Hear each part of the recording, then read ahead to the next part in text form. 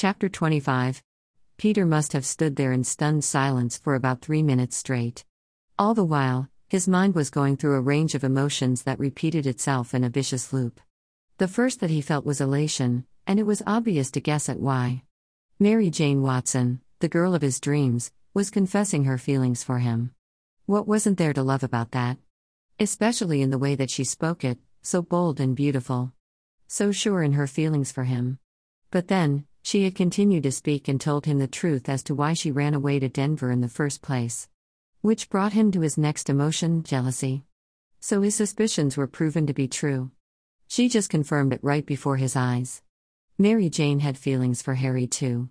His practical side really couldn't blame her. Harry was a good guy. He was also rich, good-looking, and funny. He was the perfect catch. The only thing that Peter had that Harry didn't was his spider powers, which seemed to be the one thing that drew Mary Jane to him, or rather to Spider-Man. As this thought struck him, a deep melancholy took root in his chest. Peter never really did have a chance with her, did he? It was always about Spider-Man. But if Mary Jane ever found out that it was Peter Parker behind the mask, she would surely grow to resent him.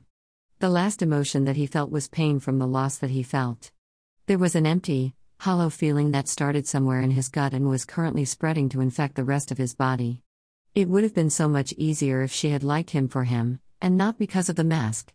But as per usual, Peter rarely ever got what he wanted. He was cursed with bad luck for all eternity. Spider-Man was starting to feel like both a gift and a curse now. His eyes freely surveyed her beautiful face freely. She was so stunning it almost hurt to look at her right now. Even with her face bare of makeup, she was gorgeous. It gave her the look of pure innocence. It was fitting because he thought of her as an angel. What would he do when that hopeful gleam in her eyes crumbled away to disappointment? Would that be the equivalent of cutting off her angel wings? He jumped out of his reverie when he felt her touch on his pectoral, right over his heart. "I'm sorry that I shocked you," she said, her eyes focused on where she could no doubt feel his racing heartbeat underneath her hand. "Just breathe and take your time. I'll be right here." Instead of nodding like she obviously expected, he hung his head and shook it. "I can't do this, Mary Jane." The hand on his heart froze and it was symbolic of how he was currently feeling. Before she could pull away, he caught her hand in his and rubbed circles over the back of her delicate fingers. "Don't misunderstand me. I'm not rejecting you. I need to think." He finally found the courage to look up at her and the expression on her face was heartbreaking. She closed her eyes and took a long moment to compose herself. Then, she was nodding. She slowly opened her eyes and he noticed that they were now a misty red. He truly hated himself in that moment. He never wanted to be the one that caused her to cry. She inhaled a shaky breath and gave him a weak smile. "You need time. I get it. It's like I said before, just breathe and take your time. I'll be here when you decide." He desperately wanted to hug her right then but somehow felt that it would be inappropriate now. Like he would be the greediest person in the world right now if he stepped over that line while simultaneously hurting her. Mary Jane let out a deep sigh and shook her head to herself a bit, as though she were trying to shake away cobwebs in her mind. Then he looked up and smiled at him once again. It looked a bit forced. "Good night, Spider."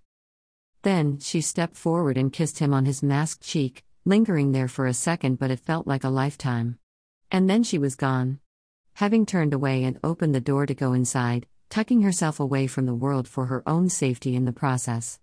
He stood there for a long time, watching the place where he had last seen her, her back turned to him so that he wasn't able to see her face.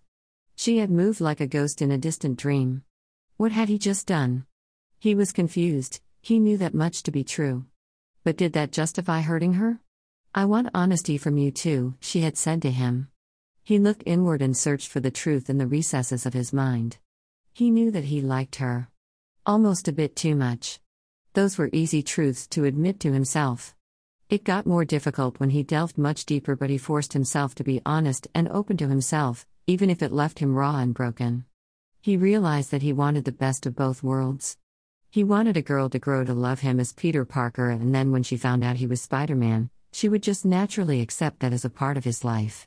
Had he been naive to think that this could be a possibility? But there was a part of him that still held on to that hope. That, perhaps, He maybe even deserved to have someone love him as Peter first, because when cut to the root of it all, Peter Parker was who he truly was at his core. Without Peter Parker, there would be no Spider-Man. And Mary Jane had made it perfectly clear that she didn't see Peter as anything more than a friend. In a way, he could say that he would be doing her a favor by rejecting her as Spider-Man. It would save them both a lot of time and heartbreak in the end if she ever found out his identity. His own eyes got misty now as well. Every thought, every truth that he had just admitted, was just so painful to think about. He wanted more than anything to be with Mary Jane, but at the same time, he couldn't have her. She would always be just beyond his reach. He forced his mind to shut down, unable to think on it any further at the moment. Instead, he would continue to focus on what he could do for her. He would find her father and stop him from hurting her. Then, he would reevaluate all of this with a clearer mind. He let out a shaky breath before he pulled out his phone to check the time. What he saw there was a text from Mary Jane from hours ago. Mary Jane, hey Tiger. We just landed? Are we still on for off-campus lunch tomorrow? He was equally tempted to reply one of both ways. But he didn't have the heart to hurt her as Peter Parker as well.